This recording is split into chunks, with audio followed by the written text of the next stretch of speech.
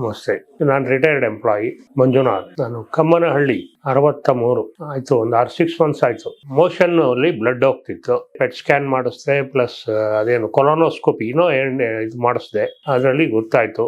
Doctor ಬೇರೆ ನಮ್ಗೆ English ಮೆಡಿಸಿನ್ಸ್ಗೆ recommend ಮಾಡಿದ್ರು. ನಾನು ಯಾವ್ದುವರೆಗೂ ಯಾವುದು ತಗೊಂಡಿರಲಿಲ್ಲ. ಇಲ್ಲಿಗೆ ಡೈರೆಕ್ಟ್ ಆಗಿ ಬಂದೆ. ಆಯುರ್ವೇದಿಕ್ ಮೆಡಿಸಿನ್ ಫಸ್ಟ್ ಕೋರ್ಸ್ ಆಗಿದೆ. ಬಟ್ ನನಗೆ ಮೊದಲು ಇದಿತ್ತು, ಅದು ಪೈಲ್ಸು. ಅದರಿಂದ ಏನಾದ್ರು ಬರ್ತಿದೆ ಅಂತ ನಾನು ಫಸ್ಟು ಪೈಲ್ಸ್ ಡಾಕ್ಟರ್ಗೂ ತೋರಿಸಿದೆ. ಅವರು ಈ ಥರ ಕೊಲೊನೋಸ್ಕೋಪಿ ಮಾಡಿಸಿ ಅಂದರು. ಆಮೇಲೆ ಗೊತ್ತಾಯ್ತು.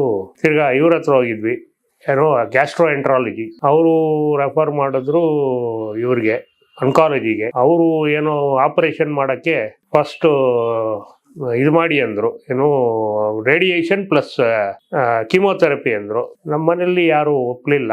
ಆಯುರ್ವೇದಿಕ್ಕೆ ಬೆಸ್ಟ್ ಅಂತ ನಾನು ಇದಕ್ಕೆ ಆಯುರ್ವೇದಿಕ್ ಬಂದಿದ್ದೀನಿ. ಇದುವರೆಗೂ ಏನು ತೊಂದರೆ ಏನಿಲ್ಲ, ಆರಾಮಾಗಿದ್ದೀನಿ. ಯಾವುದು ಟೆನ್ಷನ್ ಇಲ್ಲ. ಟೆನ್ಷನ್ ಏಕೆ ಮಾಡ್ಕೋಬೇಕು? 6ರಲ್ಲೂ ಸಾವು 100ರಲ್ಲೂ ಸಾವು. ಏನಿಲ್ಲ, ಏನು ತೊಂದರೆ ಏನಿಲ್ಲ. ಒಂದೇ ಒಂದು ಸಿಂಗಲ್ ಮೆಡಿಸನ್ನು ತಗೊಂಡಿಲ್ಲ, ಇಂಗ್ಲೀಷ್ ಮೆಡಿಸನ್. ಡೈರೆಕ್ಟಾಗಿ ಇಲ್ಲಿಗೆ ಬಂದೆ. ಇದು ನನ್ನ ಬ್ರದರ್ ಒಬ್ರು ಹೇಳಿದ್ದು, ಬೇಡ ಇಂಗ್ಲೀಷ್ ಮೆಡಿಸನ್, ನೀನು ಆಯುರ್ವೇದಿಕ್ ಹೋಗು. ಅವರು ಅಶ್ಯೂರೆನ್ಸ್ ಇಂದ ಬಂದೆ. ನಮ್ಮ ಅಣ್ಣನ ಮಗಳು ಅಂಕಾಲಜಿನೇ ಡಾಕ್ಟರ್. ಅವಳು 3rd ಸ್ಟೇಜ್ ಇದೆ ಅಂದಿದ್ಲು. ಆಮೇಲೆ ನೆನ್ನೆನೂ ಫೋನ್ ಮಾಡಿದ್ರು ಅವರು, ಹೇಗಿದೆ ಅಂತ. ಏನಿಲ್ಲಪ್ಪ, ಆರಾಮಾಗಿದ್ದೀನಿ ಅಂದೆ. ಈ ಹಾಸ್ಪಿಟ್ಲು ನೋಡ್ತಾನೆ ಇರ್ತೀವಲ್ಲ ಆನ್ಲೈನ್ ಅಲ್ಲಿ, ಇದರಲ್ಲೆಲ್ಲ ನೋಡ್ತೀವಿ, ಯೂಟ್ಯೂಬ್ ಅಲ್ಲ. ಸರಿ, ಕೆಲವರು ಈ ಹಾಸ್ಪಿಟ್ಲಿಗೆ ರೆಫರ್ ಮಾಡಿದ್ರು, ಬಂದಿದ್ದೀವಿ. ಮುಂಚೆಗಿಂತ ಓಕೆ, ಬ್ಲಡ್ ಕಂಟ್ರೋಲ್ ಆಗಿದೆ. ಬ್ಲಡ್ ಹೆಂಗ್ ಹೋಗ್ತಿದೆ ಮೋಷನ್ ನನಗೆ ಗೊತ್ತಿಲ್ಲ. ಬಟ್ ಅದನ್ನ ಒಂದ್ಸರಿ ಟೆಸ್ಟ್ ಮಾಡಿಸಿದಾಗಲೇ ಗೊತ್ತಾಗಲ್ಲ. ಅದಕ್ಕೆ ಡಾಕ್ಟರ್ ಹೇಳೋದು, ಇನ್ನೊಂದ್ಸರಿ ಮೆಡಿಸಿನ್ ತಗೊಳ್ಳಿ, ಮೇನಲ್ಲಿ ಬೇಕಾದ್ರೆ ಪೆಟ್ ಸ್ಕ್ಯಾನ್ ಮಾಡೋಣ ಅಂತ ಹೇಳಿದ್ದಾರೆ. ಏನು ತೊಂದರೆ ಇಲ್ಲ ನನಗೆ. ಇವಾಗಲೂ ಬೆಳಗ್ಗೆ ಎದ್ದೇಳ್ತೀನಿ, ವಾಕಿಂಗ್ ಹೋಗ್ತೀನಿ, ಬರ್ತೀನಿ. Thank you.